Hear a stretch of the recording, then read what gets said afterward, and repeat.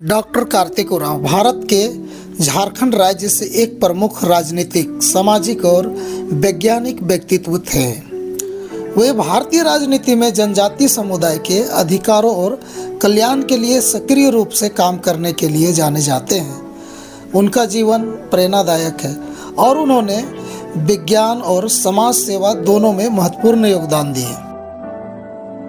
Doctor Kartik Oraon का जन्म 29 अक्टूबर 1924 को झारखंड के गुमला जिले में हुआ था। वे आदिवासी समुदाय से आते थे और कठिन परिस्थितियों में अपनी शिक्षा पूरी की। उन्होंने अपनी प्रारंभिक शिक्षा स्थानीय स्कूल से की और बाद में उच्च शिक्षा के लिए विदेश गए।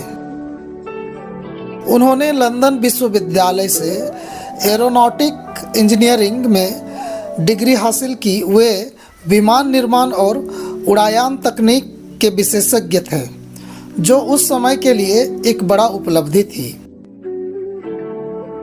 डॉक्टर कार्तिक उरांव ने अपने करियर की शुरुआत एक वैज्ञानिक के रूप में की। उन्होंने भारतीय राजनीति में प्रवेश करने से पहले कई वर्षों तक उड़ान विज्ञान क्षेत्र में काम किया। डॉक्टर उरांव भारतीय राष्ट्रीय कांग्रेस के सदस्य थे। उन्होंने कई वर्षों तक सांसद सदस्य के रूप में सेवा की। उन्होंने जनजातीय भूमि अधिकारों और संस्कृति की रक्षा के लिए कई नीतियां प्रस्तावित की। डॉक्टर उरांव ने समाज सेवा के क्षेत्र में भी उल्लेखनीय काम किया।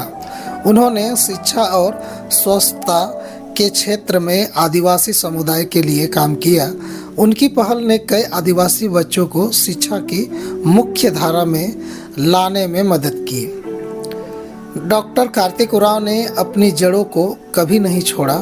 वे हमेशा आदिवासी समाज से जुड़े रहे और उनकी समस्याओं को हल करने के लिए प्रयासरत रहे।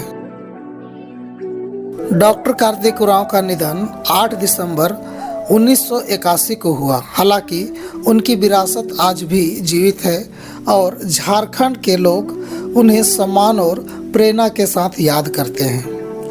डॉक्टर कार्तिक उरांव को उनकी उपलब्धियों के लिए कई राष्ट्रीय और अंतर्राष्ट्रीय सम्मान मिले।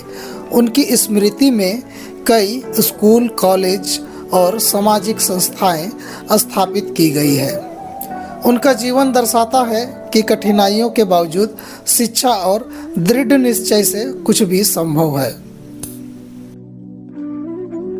डॉक्टर कार्तिक उरांव भारतीय राष्ट्रीय कांग्रेस के सदस्य थे। उन्होंने कई वर्षों तक संसद सदस्य के रूप में सेवा की।